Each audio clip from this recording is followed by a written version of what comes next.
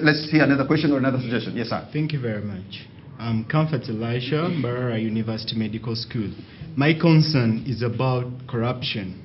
We see funds being given for agriculture and somehow they disappear in space. So to all the candidates, to all the aspiring candidates, what policies are you going to put in place to curb corruption so that we can have the funds meant for agriculture reaching?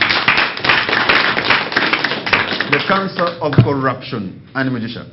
Well, our policy has always been zero tolerance, just zero tolerance, meaning you steal, you pay. I think that the problem with corruption is that we call it that name. It's stealing.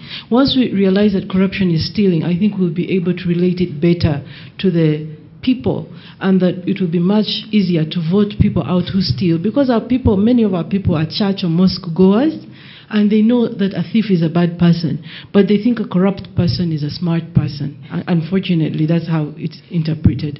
How are we going to deal with it? I think that even the mechanisms, again, I go back to where I started, that are in place. We have good legislation. We have good institutions. One thing that's missing with corruption is simply political will. The problem that we have a situation right now where our parliament constituted itself into a judicial organ and passed judgment on whether a minister is corrupt or not.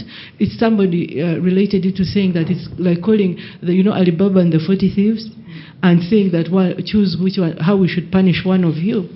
So the problem is that there's simply been not enough political will to deal with it. We have the institutions, we have the laws, and I think that we have the jails to keep corrupt people. Okay, it takes two to tango. I mean, if a police officer is corrupt or a government official is corrupt, that means also there are people. We, the people, could also be corrupt. So sometimes somebody on the road maybe can entice a police officer to give a bribe when a police officer has not yet even asked for that. So how do you weed out corruption from the people themselves? Yes.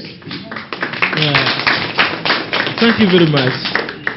I want to agree I've got a challenge.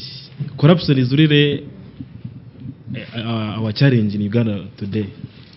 But I can't say we can, as PPP, we can do out corruption.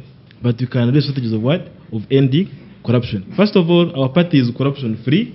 But what I know, a good leader must be exemplary.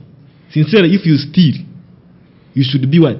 You should be punished, so that people should do what? At first we had laws, but we said that maybe the past governments were poor, but they could implement what? So we have got a saying in Yankore, akawakiba kahuro mgongo wako. If you steal and there is evidence, you go. And people what?